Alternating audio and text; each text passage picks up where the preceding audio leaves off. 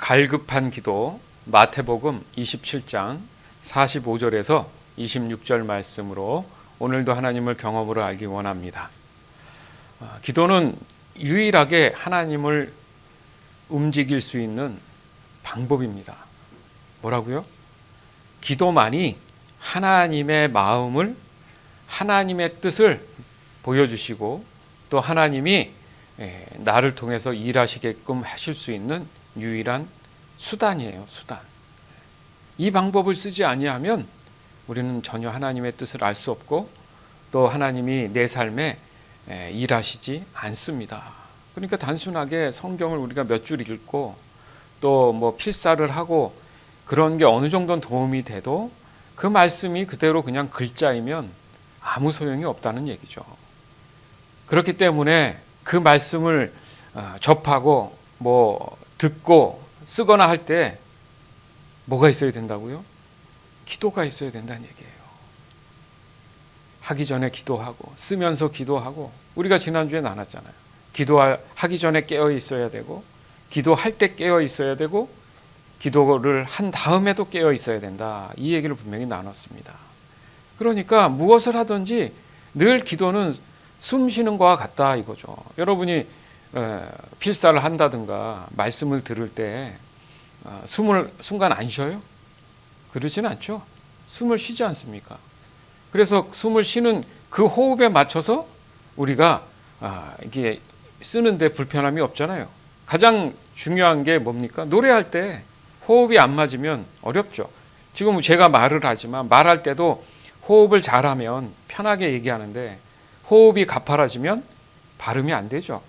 그거와 똑같은 거죠. 기도라는 것은 그겁니다. 기도 없이는 하나님의 일하심을 우리가 경험할 수 없고요.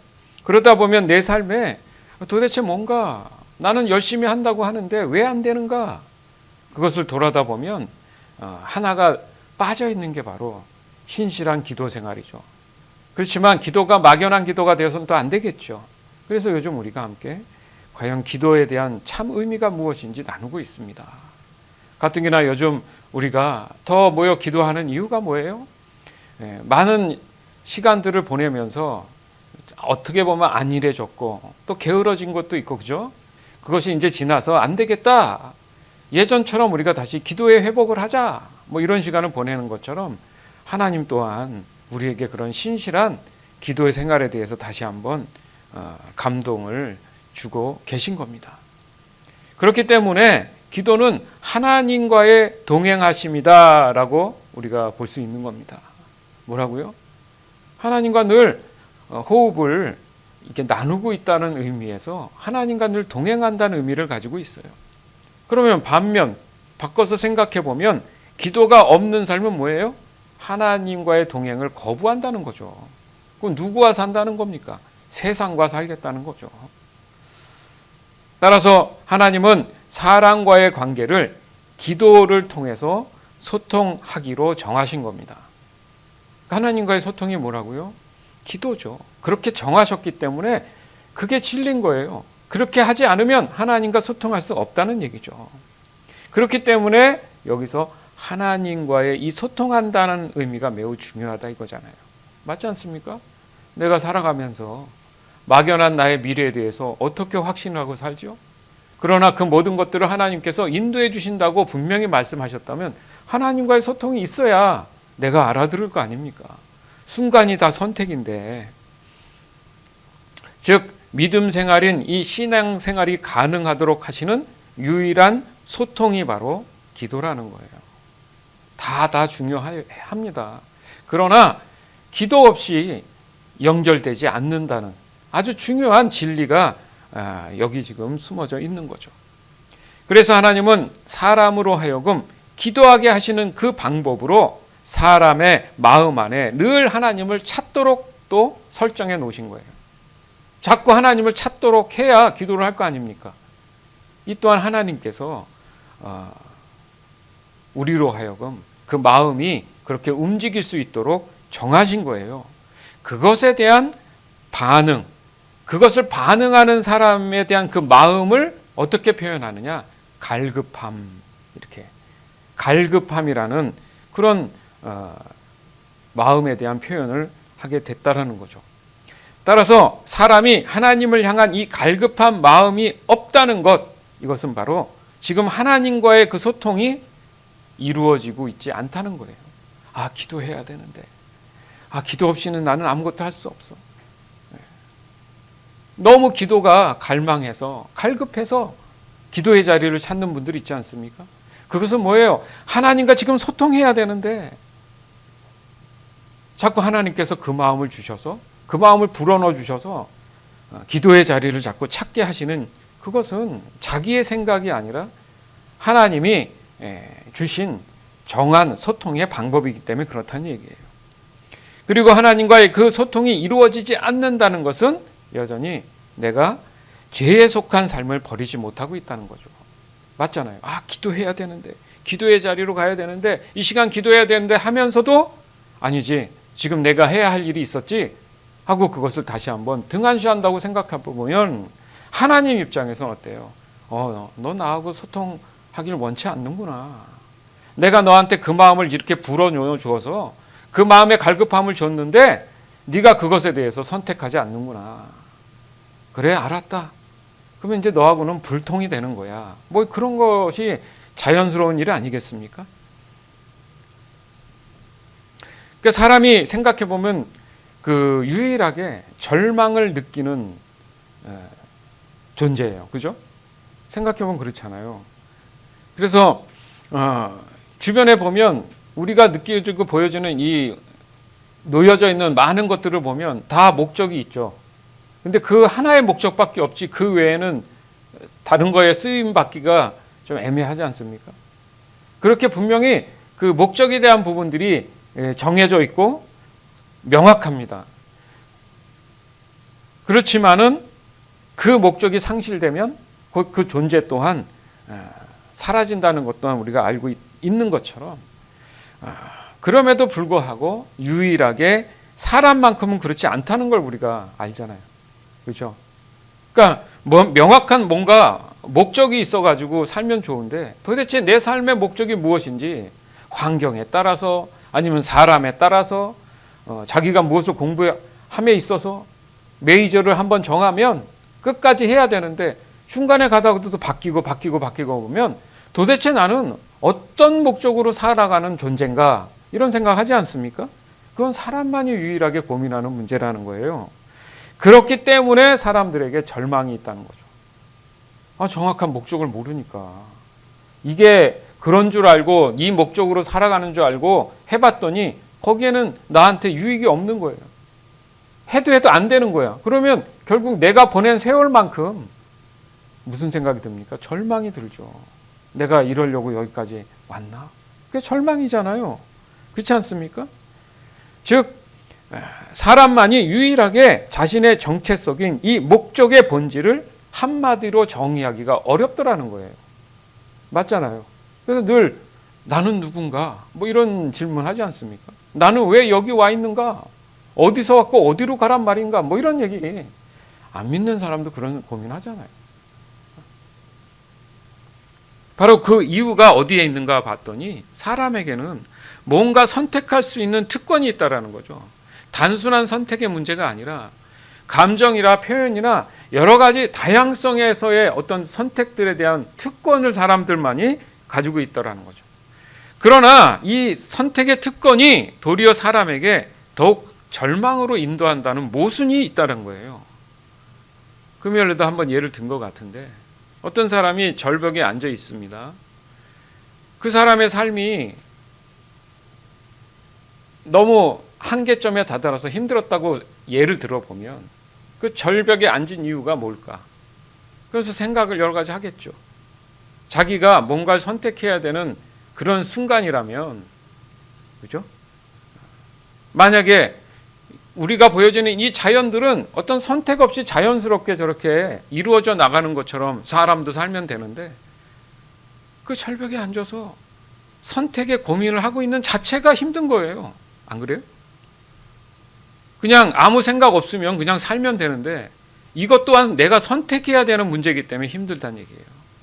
얼마나 절망적인 건지 몰라요. 거기서 사람의 마음의 생각의 차이 따라서 아니지, 나는 여기에서 이 절벽에서 더 이상 앉아 있을 필요가 없어. 툴툴 털고 나갈 수도 있고, 아니면 극단적일 수도 있잖아요. 그 자체가 너무 사람은 힘든 거예요. 뭐가 정확한 나의 목적인지 모르기 때문에 선택 또한 힘들다는 거죠. 그럼 도대체 왜 이런 현상이 일어났는가? 이것은 사람이 불완전한 존재가 되었기 때문에 그런 거 아닙니까? 그죠? 불완전해진 거잖아요. 그러니까 내가 완벽한 사람이면 내 선택에 대한 100%의 결과도 올 텐데, 그렇지 않은 경우가 너무 많은 경험을 하다 보니까 늘 선택은 불완전한 거예요. 그러니까 결국은 사람은 불완전한 존재이구나라는 깨달음이 온다는 거죠. 즉 사람에게 있어서 이 결정적으로 가장 중요한 무언가가 지금 사라진 거죠. 마치 어떤 기계가 중요한 부품 하나가 빠져나간 것처럼 그 기능을 못하는 상태가 돼버린 거예요. 삐그덕거리는 거죠. 그렇습니다. 이 사람의 죄로 인해서 하나님의 영이신 성령이 사람으로 하여금 떠났잖아요. 그죠? 우리는 그것을 이미 알고 있어요. 그래서 어떻게 됐습니까? 영원한 존재에서 영원하지 않는 유한한 존재, 그러니까 육신의 삶으로 끝나는, 사망이 기다리는 유한한 육체의 존재로 전락돼 버렸다는 얘기죠. 거기서부터 사람은 절망을 느끼기 시작하는 거예요. 그렇지 않습니까? 즉 자기가 누구인지에 대한 그 인식조차 못하는 절망이 있고, 또 자기 자신에 대한 열등감에서 오는 절망이 있고, 또 하나는 자기 자신 스스로가 무언가 해결할 수 있다고 하지만 한계를 느낄 때마다 찾아오는 절망이 있다는 거죠. 그러니까 그렇게 보면 이 세 가지의 절망의 형태에 따라서 늘 반복적으로 살아가는 것이 사람이다 이거죠. 그렇게 사람은 완벽한 자기 자신의 원래의 모습을 상실한 채 이 불완전한 상태에서 무엇을 하든지 불완전한 선택을 해야 하는 그런 절망 속에서 살아가더라는 겁니다. 하지만 사람에게 있어서의 절망은 정말 원치 않는 그런 영역이잖아요. 그죠? 누가 그 절망을 원합니까? 그런데도 이 절망이 내게서 떨어져 나가지 않는 게 문제잖아요. 지금 어떤 한 사람도 제외 상황이 없다는 거예요. 겉으로만 뭔가 있어 보이지만 그 마음 안에 늘 갈등이 있고 그것이 떠나지 않는다는 거잖아요. 그러니까 이것은 누가 가르쳐 주지 않았어요. 태어나기도 전에 이미 마치 모든 것이 다 절망이라는 것이 결정된 것처럼 태어나면서부터 울기 시작하잖아요. 아니, 태어나면서 아기가 빵긋빵긋 웃으면 얼마나 좋겠습니까? 왜 우는 거예요 도대체? 누가 알려줬어요? 맞잖아요. 그 자체가 울면서 나는 이 세상에 태어났구나. 왜 울면서 태어납니까? 그걸 생각해 보면 이미 사람에게 이 죄로 인한 절망이 시작된 것이구나. 그렇잖아요. 그렇기 때문에 어떤 사람이든 이것은 그냥 자연스럽게 이미 느끼는 자신만의 인식이라는 거죠. 도대체 이 절망의 기준이 뭐길래? 바로 이 기준이 본질이라는 거죠. 본질. 그 기준을 찾지 못하는 것이 죄로 인한 사람이라는 거죠. 무슨 말이에요? 사람이 본질을 정확히 찾지 못하니까 힘들다는 거죠. 절망적이라는 거죠. 즉 정체성을 잃어버린 그런 상태가 되어버리니까 도대체 내가 지금 뭘 하고 있는가? 왜 이걸 하고 있는가? 뭐 이런 생각들 있잖아요. 뭐가 잃어버린 거죠. 답을 못 찾으니까, 본질을 찾지 못하니까. 따라서 이 문제를 해결하기 위한 사람의 노력이 왜 없었겠습니까? 맞잖아요. 고민이 왜 없었겠어요? 얼마나 많은 시도들이 있었겠습니까? 그러나 한계가 오죠. 이 유한한 육신적인 그런 세계, 생각들, 그 노력들이 결과적으로 나왔던 성과라고 얘기하는 것이 가장 큰 게 의학이잖아요. 왜 의학이 발달합니까? 사람이 죽어가니까 어떻게든 살리려고 죽음을 좀 해결할 수 있지 않을까라는 생각이잖아요. 그렇죠? 그러면 우리가 가장 고민하는 문제는 뭡니까? 나 자신, 사람이잖아요. 더 폭넓게 얘기하면 인간이겠죠. 이 사람을 도대체 어떻게 이해를 해야 좀 더 살 수 있을까? 죽지 않을까? 그런 거잖아요. 그래서 나온 게 심리학이잖아요. 그리고 인문학이고, 결과적으로 보면 이 모든 것의 기초는 과학입니다. 과학의 발달로 이렇게 이어져 왔다는 거잖아요. 그럼에도 불구하고 왜 이 절망은 해결되지 않을까? 그렇게 유명한 사람에 대해서 깨달았던 그 많은 철학자들, 이 사람들은 도대체 왜 단명하고 자살합니까? 그렇게 인간을 알고 하나님과의 어떤 그런 신적인 관계를 알면서도 그들의 고통과 그 심리적인 그런 아픔과 어려움들은, 그 절망은 왜 해결이 안 되는 걸까? 여러분 그런 생각 해보지 않습니까? 그렇잖아요. 의학이 발달하고 이런 사람의 이해가 깊어지고 하는데도 불구하고 왜 사람이 여전히 죽죠? 그러면 불로장생해야 되잖아요. 그렇지 않아요? 이 지구의 역사가 그 정도로 고민했으면 사람이 죽지 않아야 되잖아요. 그래서 뭐 냉동 인간이 있고 그건 그냥 연장이지 죽진 않잖아요. 즉 사람에게 있어서는 이 유한한 육체만이 존재하는 것이 아니다라는 분명한 깨달음을 사람들 안에는 분명히 갖고 있어요. 그런데 그게 사람의 영역이 아니다 보니까 알 수가 없는 거예요. 알 수가 없지 않습니까? 분명히 사람이 유한하다는 것은 어떤 것을 하든지 간에 한계성을 가지고 있다, 이거 아니에요. 한계성. 뭔가 하는데 항상 끝이 분명히 있기 때문에 더 이상은 나갈 수 없는.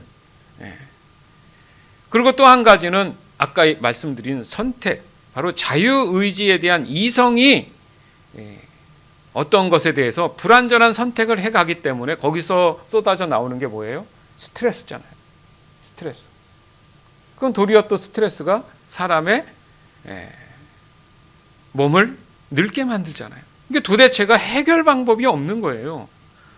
따라서 절망으로 인한 이 죽음에 대한 근본적인 해결을 위해서는 이 육체의 이성에는 한계가 있음을 사실상 인정해야 한다는 거죠. 그러니까 과거에 사람에 대한 고민들의 처음 시작은 유한함에 대한 거에서 시작이었어요. 그게 무슨 말이냐면 하나님을 전제하지 않는 사람의 이해를 하다 보니까 한계가 온 거예요. 그 세월이 흘러서 그게 아니다 해서 이제 여러분들이 잘 아는 중세 시대는 어떤 종교적인 개혁이 일어나는 이유가 사람의 한계를 뛰어넘는 게 지금 인간 아닌 어떤 신적인 영적인 세계가 있다라는 것에 대한 인식이 시작된 거예요. 그것이 더 발달하면서 이제는 하나님을 전제로 한 나는 누구인가, 이렇게 해야지 뭔가 이 공식이 맞는다는 그런 이제 결과적인 주장을 하는 사람들이 나타나기 시작하는 거죠. 따라서 절망으로 인한 이 죽음에 대한 근본적인 해결을 위해서는 바로 육신의 이 이성에 대한 것들을 인정해야 된다. 그 결과 뭐냐? 바로 무한한 영원성과 필요성을 인식하고 사람들에게 빠져나갔던 바로 절대 진리를 간절히 원하는 것이 사람에게 있어서 진정한 구원을 이루는 길이구나라는 결과를 돌출해내게 됩니다. 맞잖아요. 왜? 아무리 사람들에게 찾아와도 없으니까 어디 다른 데 분명히 있는 것 같긴 하고, 근데 인정하기는 싫고, 그 영역이 바로 하나님이라는 거죠. 근데 맞는 말이잖아요. 하나님을 원치 않아서 쫓겨난 게 사람이기 때문에 하나님을 원해야 원래 자리로 간다는 의미잖아요. 근데 그것을 끊임없이 인정하지 않으려는 게 죄된 세상이고요. 그렇지만 세월이 흘러서 적어도 나는 죽지 말아야 된다는 내 개인적인 삶으로 온 거예요. 예전에는 사회적 어떤 집단적인 의미가 컸는데 점점점 내 개인, 단독자라고 하는데 내 개인이 하나님과의 관계에서 그것을 해결해야 된다는 그런 생각들을 갖기 시작했다라는 거죠. 즉 사람에게서 빠져나간 절대 진리를 간절히 원하는 것이 바로 하나님이 사람에게 그 구원을 소망하도록 허락하신 그 방법이 곧 하나님을 향한 갈급함이라는 거예요. 그러니까 내가 갈급해하는 건 감사할 일이죠. 안 그래요? 믿지 않는 사람들은 갈급할 일이 있나요? 도대체 나는 왜 자꾸 믿음 생활할수록 마음에 하나님을 향한 갈급함도 있고 기도를 해야 된다는 갈급함도 있고 예배를 해야 된다는 갈급함, 찬양, 왜 이렇게 갈급함이 생겼지? 그 이유가 뭐라고요? 온전한 사람이 되기 위한 하나님께서 주신 그 방법이라는 거죠. 여기에서도 우리는 명확하게 해야 할 것이 있는 게 뭐냐 하면 육신이 원하는 갈급함이 있을 것이고 또 하나님이 원하시는 영적인 갈급함이 있다라는 거예요. 이게 사람들이 헷갈리기 때문에 자칫 그냥 하나님을 향한 신앙이 종교적으로 바뀌는 게 되는 거죠. 그러나 우리는 오늘 이 시간을 통해서 명확한 영적인 갈급함을 분명히 깨달아야 된다는 겁니다. 요한복음 4장 10절에서 15절. 예수님께서는 그 여자에게 이렇게 대답하셨습니다. 당신이 하나님께서 주시는 선물이 무엇인지 또 내게 마실 것을 달라 라고 말하고 있는 사람이 누구인지 알았더라면 오히려 당신이 그 사람에게 구하였을 것이고 그러면 그가 당신에게 생명의 물을 주었을 것이요. 그 여자가 말했습니다. 선생님, 당신에게는 물기를 도구도 없고 이 우물은 매우 깊은데 어디서 그 생명의 물을 구한단 말입니까? 당신이 우리 조상 야곱보다 더 큰 분이란 말씀이십니까? 야곱은 우리에게 이 우물을 주신 분입니다. 그분도 친히 이 우물에서 물을 길어 마셨고 그분의 아들들과 가축들도 그렇게 했습니다. 예수님께서는 이 물을 마시는 사람은 다시 목마를 것이요. 그러나 내가 주는 물을 마시는 사람은 누가 되었던 간에 영원히 목마르지 않을 것이요. 내가 주는 물은 그 사람 안에서 계속 솟아나 영원한 생명을 가져다 주는 우물이 될 것이요. 라고 대답하셨습니다. 사마리아 여자는 예수님께 선생님, 저에게 그런 물을 주셔서 제가 다시는 목이 마르지 않을 뿐더러 물을 기르러 여기에 오지 않게 해 주십시오. 라고 말했습니다. 아멘. 중요한 말씀이 있죠. 10절에 보면 사람이 지금 누구인지를 알면 그 사람이 누구예요? 말하고 있는 분이 누구예요? 예수님이잖아요. 그 여인한테 내가 누군지 알면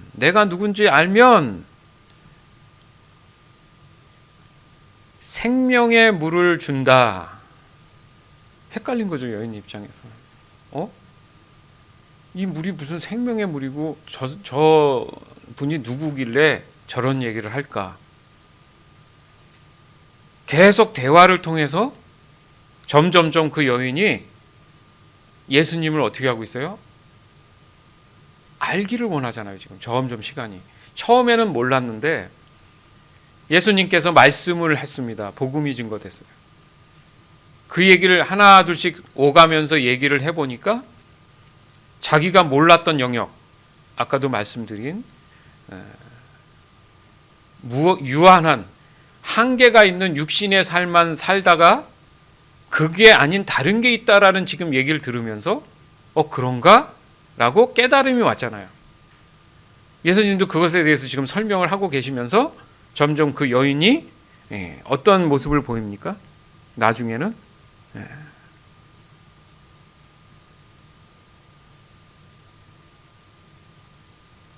그 물을 떠가는 게 아니라 그 물을 다 내려놓고 마을로 뛰어갑니다.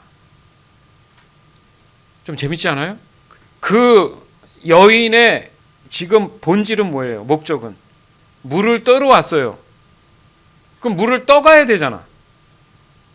그래서 그 집에 가서 식구들에게 물을 줘야 되는데 예수님을 만나고 나서는 그 물은 온데간데 없고 그걸 다 내려놓고 갔어요.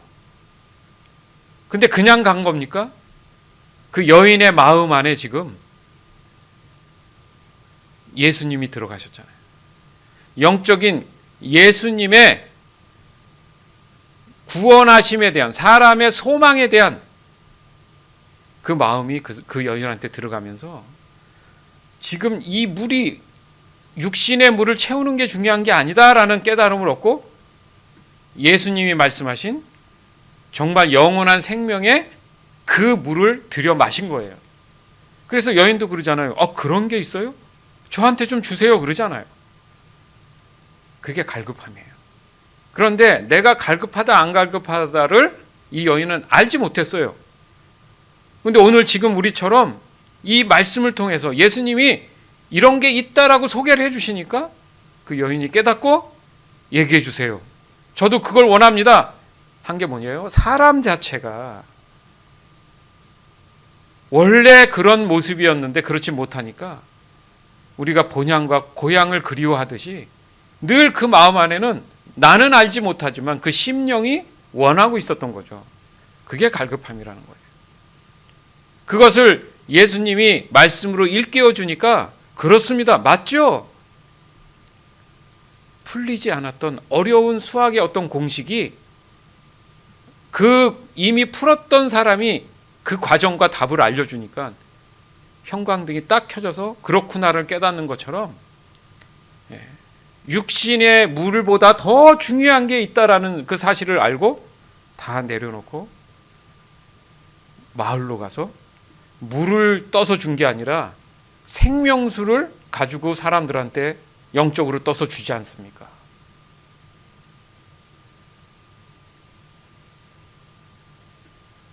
아주 매우 중요하죠. 좀 더 쉽게 생각할 수 있다면 우리가 그러면 도대체 예수님을 어떻게 알아볼 것인가? 알기를 원합니다. 이게 뭐예요? 단단한 벽이 하나 있는데 그 뒤편에 어떤 사람, 신뢰할 수 있는 사람이 말하기를 그 뒤편에 보석이 막 차고 넘친다. 그럼 어떻게 하겠어요? 그것을 정말 믿고 신뢰한다면 그 벽을 어떻게 해야 돼요? 어떤 방법이든 애써서 부시려고 하겠죠. 그게 갈급함이라는 거예요. 그냥 와서 기도, 하나님 감사합니다. 예, 잘 지내겠습니다. 이건 갈급함이 아니잖아요. 내 삶이 정말 절망스럽고 뭐 하나 진짜 힘들고 복잡하고 머리가 깨질 것 같고 육신도 안 좋고 그런데 얘기를 들었어요. 영원히 아프지 않고 영원히 목마르지 않고 절망이 없는 소망의 하나님 나라가 있다. 그걸 위해서는 너는 나를 만나야 된다. 더 나아가서는 그것을 주관하시는 성령이 내 안에 임해야 된다. 어떻게 할 수 있습니까? 그냥 주세요. 안 되더라는 거죠. 그래서 하나님이 만든 장치가 뭐라고요? 기도라는 거예요. 기도는 마치 드릴로 벽을 뚫는 것과 같이 그런 힘이 있다는 얘기죠. 하나님과 나와의 관계를 소통하기 위해서 뚫어주는 힘이 있다는 얘기죠. 그래서 어떻게 해요? 너는 내게 부르짖으라. 두들겨라. 찾아라. 어떻게 해요, 그걸?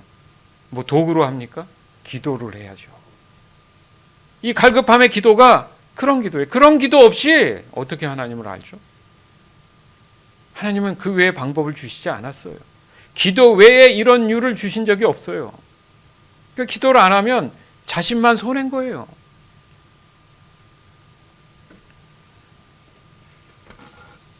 그렇기 때문에 사람이 절망스러운 것은 지속적인 그 육신의 필요는 늘 한정적이잖아요. 그죠? 여러분, 오늘 한 끼 먹으면 한 1년 후에 먹으면 됩니까, 사람이? 그렇지 않잖아요. 습관처럼 사람들이 원래 3끼 먹는데 그건 누가 정했습니까? 옛날에 그런 얘기가 있어요. 농사를 짓다 보니까 힘들잖아요. 그래서 아침에 일어나서 먼저 밥을 먹고 반나절을 그 땡볕에서 일하다 보니까 점심때쯤 되니까 배가 고프니까 새참도 주고 그렇게 되고 또 반나절 또 일을 그렇게 노동을 하다 보니까 저녁쯤 되니까 집에 갔더니 배가 그래서 삼시세끼가 된 겁니다. 근데 요즘 사람들 그렇게까지 노동하는 경우가 없잖아요. 그래서 요즘 말하는 게 뭐 한 끼만 먹어도 된다, 두 끼만 먹어도 된다. 그 영양소가 다 압축돼 있다. 그러니까 고정관념인 거예요. 세 끼 먹는 건 사실은. 신체 리듬을 자기가 어떻게 만드냐에 따라 다른데 어쨌든 그것이 오늘 하루 먹었다고 끝나지 않잖아요. 그래서 늘 부모님들이 학교 다니는 자녀들 한국에서는 그 도시락 싸주는 게 전쟁이잖아요. 예? 일이잖아요. 그게 좋은 뜻도 있지만 어떻게 보면 그 반복이 절망적이지 않습니까? 맨날 고민해야 돼요. 예? 그냥 뭐 캡슐 하나만 먹으면 뭐 1년 내내 배부르면 되는데 그런 건 나오지 않았어요. 그 다음에 또 먹는 즐거움이 또 있기 때문에 또 음식을 놓지 못하지 않습니까? 그래서 늘 또 찾잖아요. 이 한계성. 그 늘 한계가 자꾸 다시 찾아온다라는 거죠. 그러면 또 채워야 되고, 그러면 잠깐 견디긴 해도 또 찾게 돼 있고,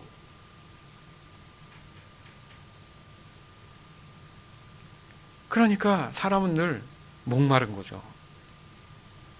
그래서 근본적인 이 갈급함을 해결할 수 있는 그런 상태가 없기 때문에 절망이라고 하는 거예요.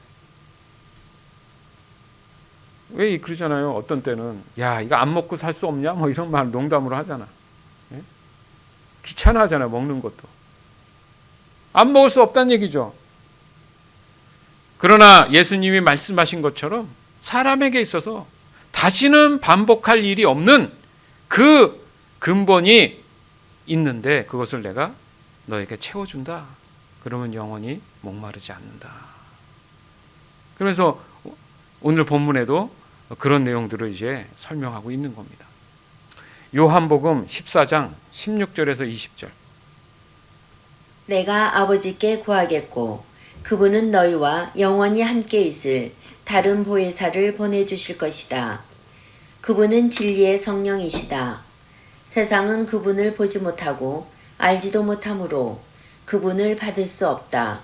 그러나 그분이 너희 안에 계시고 너희는 그분 안에 있기 때문에 너희는 그분을 아는 것이다. 나는 너희를 고아처럼 버려두지 않고 너희에게로 다시 올 것이다. 조금 있으면 세상은 더 이상 나를 보지 못할 것이나 너희는 나를 볼 것이다. 그것은 내가 살고 너희도 살 것이기 때문이다. 그날에는 내가 내 아버지 안에 있고 너희가 내 안에 있고 내가 너희 안에 있는 것을 너희가 알게 될 것이다. 아멘. 지금 사람에게 없었던 것이 지금 들어온다는 의미잖아요. 그죠? 근데 세상은 알지 못한다고 말씀하셨죠? 그러니까 세상은 성령을 모를 뿐더러 그냥 그렇게 절망적인 삶으로 살아가는 겁니다. 그러나 너희는 이라는 의미가 뭐예요? 적어도 예수님을 만난 사람들, 하나님을 아는 사람들. 그래서 여기도 보면 세상은 그분을 보지 못하고 알지도 못한다. 알지 못한다. 여기 보면 안다, 모른다로 자꾸 설명하잖아요. 맞죠? 네. 내가 하나님을 경험하고 아는 것이 그래서 중요하다. 그래서 너희는 그분을 아는 것이다. 이렇게 표현하잖아요. 그 세상은 알지 못한다. 그렇기 때문에 당장 지금 너희가 세상적인 측면에서 보면 뭔가 절망스럽고 혼자 된 것 같아도 왜? 제자들도 그런 마음을 지금 갖고 있었는지 예수님이 그 마음을 아시고 18절에 내가 너희를 고아처럼 버려두지 않는다. 왜? 너희에게 다시 올 거야. 그렇지만 나는 지금 하나님께서 원하셔서 하나님 우편에 있지만 여전히 하나님 되시는 성령을 너희한테 보내기 때문에 문제없다. 그래서 지금 우리가 나누고 있는 게 육체의 어떤 한계성과 이제 영혼, 영이 아닌 우리의 생각들이 있잖아요. 그것에 대해서 이성으로 해결되지 않는 절망은 이제 성령으로 오심을 통해서 이게 연합을 이뤄서 그 안에 내가 영생함이 있음을 확신하고 이제 구원에 이르는 그런 거듭남의 단계로 지금 설명하고 계신 거 아닙니까? 네. 그러니까 이것이 진정한 구원을 위한 연합을 의미한다는 거예요. 그 시점을 바로 20절에 그날이라고 표현한 거죠. 그날. 그날에는 예수님이 재림하시는 그날에는 이제 확실하게 아는 것이 연합된 모습을 표현하시잖아요. 내 아버지가 내 안에 계시고 너희가 내 안에 있고 내가 너희 안에 있는 것을 너희가 경험으로 알게 될 것이다. 즉 육체의 삶과 영혼의 삶에서의 이 불완전함을 사람을 살리시는 영이신 성령이 내주하심으로 인해서 하나의 연합을 이루게 돼서 사람의 그 절망은 사라지고 참 소망의 구원으로 거듭나게 된다라고 다시 한번 정리해 봅니다. 그러니까 여러분도 잘 알다시피 그렇잖아요. 이 연합이 사람에게 그냥 시간이 지나면 자동적으로 이루어지지 않는다는 거죠. 즉 오직 믿음으로 인해서 그 기회가 제공되더라는 거죠. 그리고 이 믿음을 더욱 확고하게 하기 위한 사람의 노력이 바로 갈급함이라는 거예요. 이 갈급함이 없고 냉랭하면 지금 신앙이 심각한 상태인 겁니다. 자꾸 기도해야 되는데 말씀 봐야 되는데 이런 생각이 드는 게 성령께서 일하시는 방법은 하나님의 말씀으로 허락돼서 하는 거지 성령님도 그냥 자기가 임으로 하시지 않는다는 거죠. 그래서 그것을 영으로 호소하는 것, 그것이 바로 오늘 우리의 제목처럼 갈급한 기도입니다. 갈급한 기도. 그러니까 당연히 하나님이 영이시니까 우리가 성령으로 하나님을 만날 수 있다라는 겁니다. 그렇다면 이 갈급함의 기도는 어떤 식으로 이루어져야 하는 것을 좀 더 알아야 되지 않겠습니까? 그러니까 우선은 아무리 하나님께 내가 어눌하게 무작정 이렇게 부르짖는 식의 갈급함을 갖고 기도한다고 해서 안 되는 거 아니야? 이런 생각을 할 수가 있잖아요. 그죠? 그렇지 않아요. 도리어 그것이 순수하고 순전하게 하나님께서는 보시는 거란 얘기죠. 거기서 나오는 그 간구와 이 절망의 이 눈물로 인해서 하나님은 그 사람을 만나줍니다. 맞습니다. 성경도 그렇게 말씀하세요. 어떤 멋지고 고급스럽고 또 품격 있는 어조라든지 문장으로 화려하게 기도하는 것을 하나님은 절대 원하시지 않아요. 그건 하나님이 사람에게 허락한 갈급한 기도가 아닙니다. 생각해 보십시오. 이 세상을 창조하신 하나님이라면 하나님보다 더 멋진 분이 있을까요? 하나님보다 더 고급진 분이 있을까요? 하나님보다 더 품격이 높은 분이 있을까요? 근데 사람이 어설프게 하나님 앞에서 품격 찾고 고급 찾고 하나님 보실 땐 되게 가증해 보이죠. 그러니까 원하시는 건 그게 아니에요. 자신을 있는 그대로 말할 수 있는 사람. 그런 사람의 갈급함을 들어주시고 만나주신다고 말씀하십니다. 결국은 뭡니까? 하나님은 그 사람의 마음의 중심을 보신다 이거예요. 사무엘상 16장 6절에서 7절. 이새와 그의 아들들이 도착했을 때 사무엘은 엘리압을 보았습니다. 사무엘은 생각하였습니다. 틀림없이 여호와께서는 여기 서 있는 이 사람을 뽑으셨을 것이다. 그러나 여호와께서 사무엘에게 말씀하셨습니다. 엘리압의 멋있는 모습과 키 큰 모습을 보지 마라. 나는 엘리압을 뽑지 않았다. 내가 보는 것은 사람이 보는 것과 같지 않다. 사람은 겉모양을 보지만 나 여호와는 마음을 본다. 아멘. 너무 반가운 말씀 아닙니까? 네. 하나님은 절대 겉모양 보지 않아요. 겉모양은 관심이 없어요. 지금 내가 하나님을 향한 갈급한 순전한 마음이 있는지가 중요한 거예요. 겉모양은 사람도 속일 수 있고 뭐래도 속일 수 있지만 하나님은 왜 겉모양을 보시지 않냐? 마음의 중심이 하나님과 함께 할 수 있는 유일한 방법이기 때문에. 왜요? 하나님은 영이시니까, 마음이시니까. 아멘? 그래서 사실 생각해 보면 그래요. 그 예수님 같은 경우에는 정말 이 갈급함의 기도의 극치십니다. 예. 여러분 한번 상상해 봅시다. 지금 내 앞에 십자가가 놓여져 있는 골고다 언덕에 서 있어요, 여러분들이. 마음으로 한번 생각해 보세요. 그리고 고개를 들어보니까 십자가 위에 예수님이 못 박힌 채로 계신단 말이에요. 그리고 너무너무 아프니까 살이 찢어질 것 같고 그렇잖아요. 뭐 정신도 잃었다가 떴다가 할 거 아닙니까? 피도 막 흘러내리고 하니까. 예? 심장은 점점 멎어가고 그래서 신음소리 나겠죠. 막 이런 소리가 나고 아프니까 그 소리가 불규칙해 갑니다. 시간이 지날수록 이 마지막 호흡에 대한 거친 몰아쉬며 호흡이 있어요. 죽기 직전에. 이제 심장이 멈추니까 그 호흡이 빨라지겠죠. 예, 거칠어지겠죠. 그런 모습으로 계신 하나님의 아들 예수님이 이 고통스러운 이 아픔을 힘겹게 견디고 참아내는 시간을 보내고 계신다고 생각해 봅시다. 그걸 내가 밑에서 바라보고 있습니다. 그럼에도 불구하고 죄로 인한 이 절망으로 죽을 수밖에 없는 저와 여러분의 어떤 영원한 생명을 위해서 아버지 하나님께 갈망의 기도를 한마디 하시죠. 다 이루었다. 다 이루었다. 왜? 힘드니까. 긴 문장을 할 수 없으니까. 그 이 한마디에는 모든 게 다 숨어져 있잖아요. 예수님이 어떤 삶을, 육신의 삶을 살았는지를 표현하시는 거잖아요. 그렇죠? 이렇듯이 하나님을 향한 이 갈망은 결과적으로 봤을 때 주님의 이름을 부르는 모든 사람이 하나님을 만나게 되는 통로가 되더라는 거죠. 결국 예수님이 말씀하신 이 다 이루었다라는 건 뭡니까?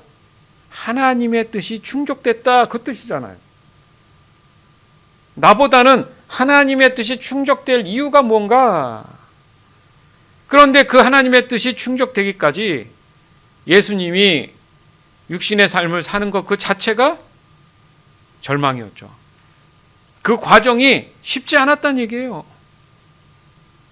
따라서 예수님의 이 갈망의 기도는 영적인 이 갈급함이 축적된 결과라는 거죠. 그러면 하나님 뜻이 이루어지는 걸 보면 우리의 삶에 적용해 보면 우리가 적어도 예수님처럼 저렇게는 할 수 있지 못하지만 어느 정도는 내가 이 갈급함의 기도를 통해서 하나님의 뜻이 이루어지는 그 과정 속에서 고난도 있고 어려움도 있을 거라는 거죠. 근데 도리어 그것이 가능한 이유가 뭡니까? 절망이 사라졌기 때문에. 영원한 생명을 소망할 수 있는 뭐가 생긴 거예요? 본질이 생겼기 때문에.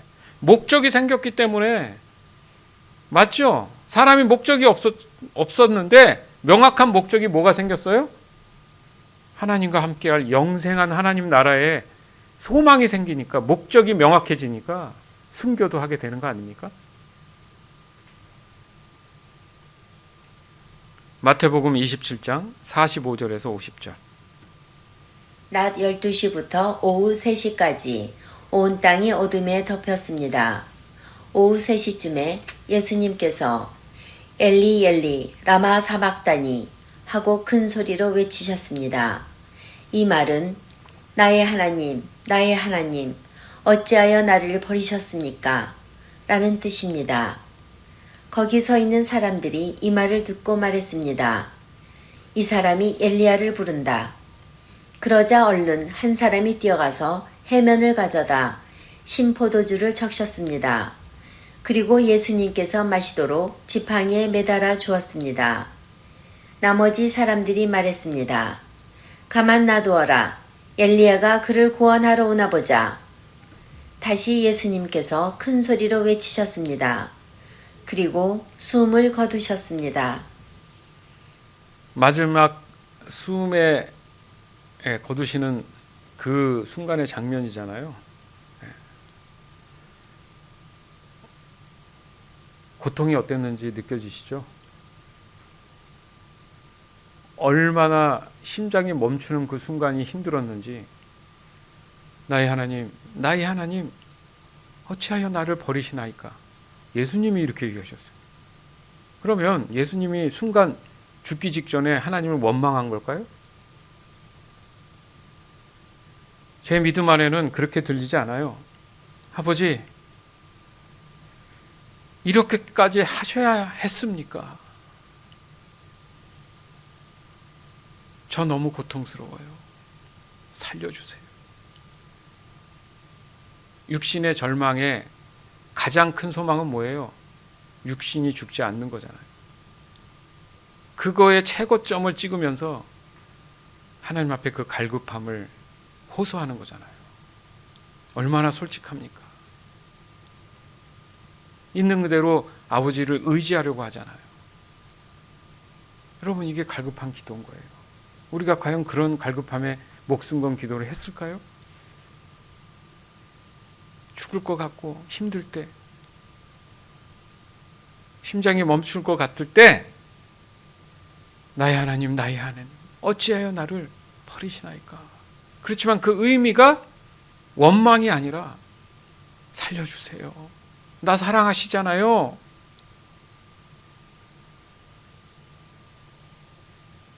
그러니까 이 육신의 한계성에서 오는 이 절망적인 고통은 죽음을 맞이하는 그 순간에 최고조에 이른다는 것을 알 수 있다는 거죠. 거기에 예수님은 자신의 상태에 대해서 생사를 묻는 그 갈급함을 표현하고 계신 겁니다. 정말이지 구원의 이 갈급함이 무엇인지를 현실적으로 보여주는 갈급한 기도라는 거죠. 아유, 목사님, 예수님이니까 가능한 거 아닙니까? 아니요, 몰라도 너무 모르는 거죠, 그건.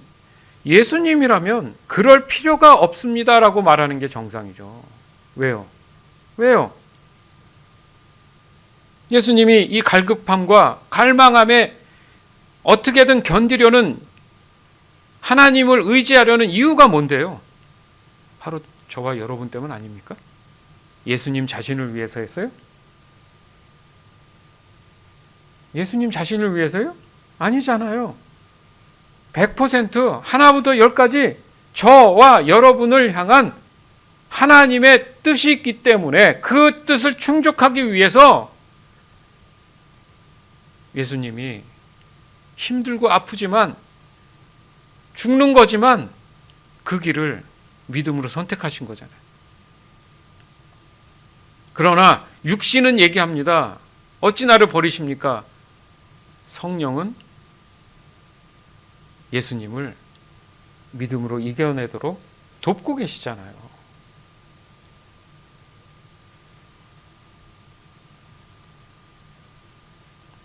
다른 사람에 관한 얘기가 아니에요. 옆 사람에 관한 얘기가 아니에요.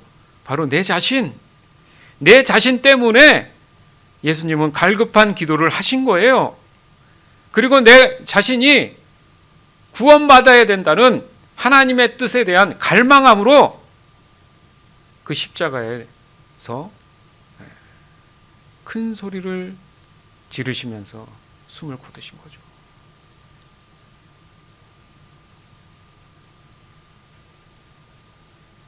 우리가 잘 아는 한나의 기도 알죠? 많이 들었잖아요. 그녀는 너무나 힘들고 어려운 시기를 보냈습니다. 남편이 돈이 많은지 부인 둘을 뒀는데, 한나가 아닌 다른 부인은 아이도 잘 낳고 싹싹하고 그랬는지 어쨌는지 예쁨을 받았죠. 근데 한나는 아이를 낳지 못했어요.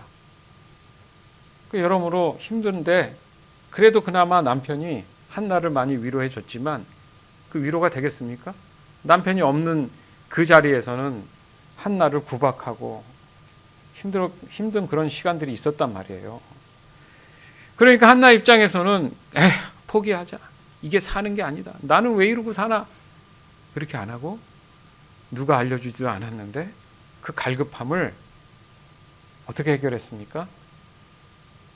하나님의 성전, 하나님이 계신 성전에 가서 방언으로 눈물로 기도합니다.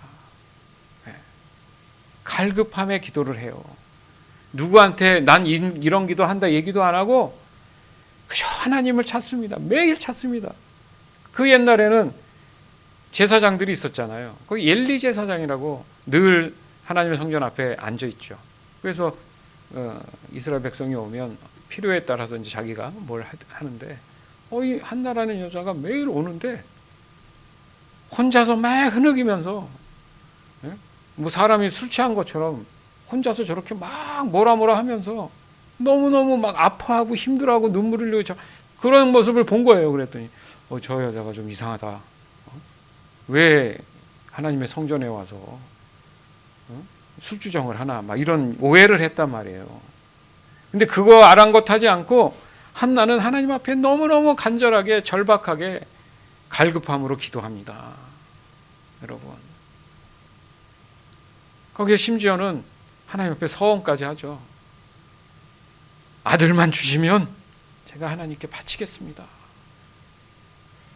속마음은 어땠는지 모르지만 그냥 그 아들 하나 낳아야 된다는 생각에,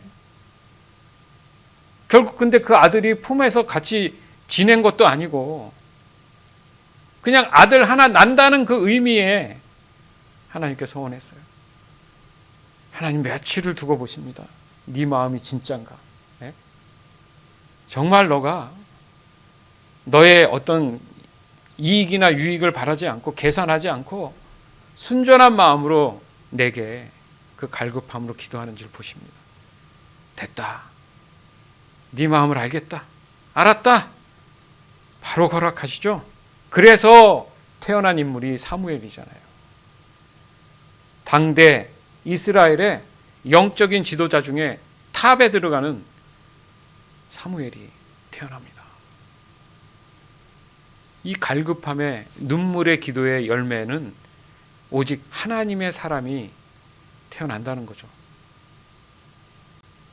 만군의 여호와여, 만일 주의 여종의 고통을 돌아보시고 나를 생각하시고 주의 여종을 잊지 아니하사 아들들을 주시면 내가 그의 평생에 그를 여호와께 드리고 삭도를 그 머리에 대지 않겠나이다. 아멘. 이렇게 기도했어요. 진짜 이렇게 성경에 이렇게 기도했어요. 여기서 삭도를 대지 않는다는 게 이제 그 구별된 거예요. 그러니까 이제 제사장의 삶을 드린다는 거예요. 그러면 이 태어나자마자 이 사무엘은 그 잠깐 나이 몇 살 때까지만 데리고 있었지 아예 엘리 제사장한테 줬어요. 그래서 그 사무엘은 그냥 성전에서 뛰어놀면서 자란 거예요. 생각해 보세요. 한나라는 엄마 입장에서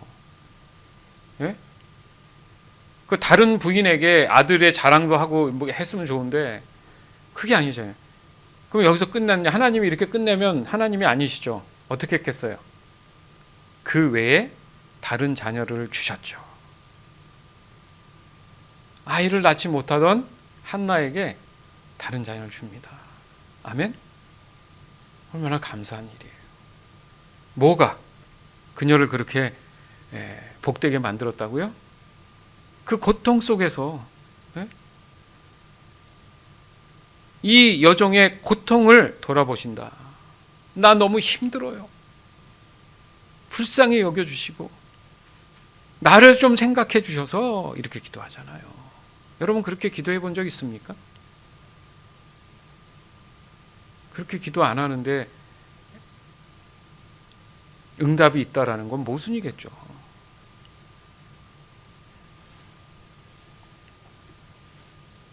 그런 거에서 우리가 깨달을 수 있는 게 뭡니까? 바로 갈급한 기도는 자신이 만나게 된 그 삶의 위기와 고난과 고통 속에서 하나님을 만나게 되는 거구나. 곧 하나님을 만난다는 것은 모든 문제의 답을 만나게 되는 것이구나. 아멘? 생각해 봅시다. 우리가 난제된 문제들을 내가 머리 싸매서 고민해가지고 해결한 게 몇 개나 돼요, 여러분. 예? 그럼에도 불구하고 하나님을 찾지 않는 게 뭐라고 생각합니까, 그러면?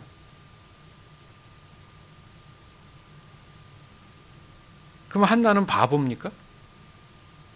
좀 유명하다는 무슨 좀 뭐 한의사를 찾아가든가, 그래서 뭘 먹어가지고 시간 때를 잘 맞춰서 뭐 이런 거 있잖아요. 아니면은 냉동해 놓은 무슨 정자 은행에 가서 뭘 받는다든가, 뭐 사람 인간적인 방법을 취하면 될 수도 있지만 한나가 선택한 건 뭡니까? 하나님이잖아요.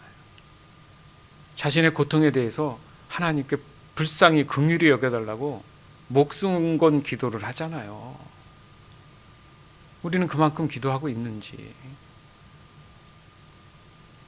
지금의 현실이 두렵고 또 나의 연약함이 너무나 나를 힘들게 하고 또 영적인 어떤 갈급함은 있지만 일어서지 못하고 늘 주저앉아 있고 바로 이런 절망의 형태로 우리의 영혼을 사로잡고 있다면 그 순간이 바로 갈급함의 기도의 순간이라는 거죠. 그 바로 갈급함의 그 기도가 담겨져 있는 그런 상태에서 여전히 우리를 사랑하시는 하나님께 나를 다 전부 쏟아내어 버린다면 하나님께서 절대 그 사람을 놓지 않는다는 거예요. 바로 그 시간이 나에게는 절대절명의 갈급한 기도의 순간이라는 겁니다. 분명히 하나님은 저와 여러분의 참 소망 되십니다. 아멘. 그리고 저와 여러분의 노래와 찬양 되세요. 그리고 저와 여러분의 구원자 되십니다. 하나님은 단 한 번도 저와 여러분을 사랑하지 않는 적이 없으셨어요. 당연히 앞으로도 그러신다고 저는 확신합니다. 이렇게 신실한 하나님께 한순간도 빠짐없이 실시간으로 저와 여러분을 인내하면서 기다리신다는 이 사실을 우리가 다시 한번 이 시간 인식할 필요가 있는 거예요. 그래야지만이 내가 다른 곳에서 나의 갈급함을 찾지 아니하고 기도를 통해 하나님을 찾을 수 있게 된다는 겁니다. 매 순간 갈급한 기도로 하나님의 긍휼함을 늘 구하는 여러분, 사람의 이 영적인 부흥은 곧 하나님이 원하시는 하나님의 약속이십니다. 그리고 그 부흥을 갈급하게 하시는 분 또한 하나님이십니다. 따라서 그 갈급함은 곧 저와 여러분을 부흥케 하시는 하나님의 사랑이신 거예요. 즉 부흥은 곧 잃어버린 나의 영생함을 되찾는 것이고, 그것은 곧 하나님의 영이신 성령이 다시 저와 여러분 안에 내주하고 임재하시게 되는 겁니다. 따라서 성령의 충만함으로 인한 이 열정이 더욱 기도의 불을 뜨겁게 타오르게 하는 것이고, 그것이 곧 갈급한 기도의 원천이 된다는 거예요.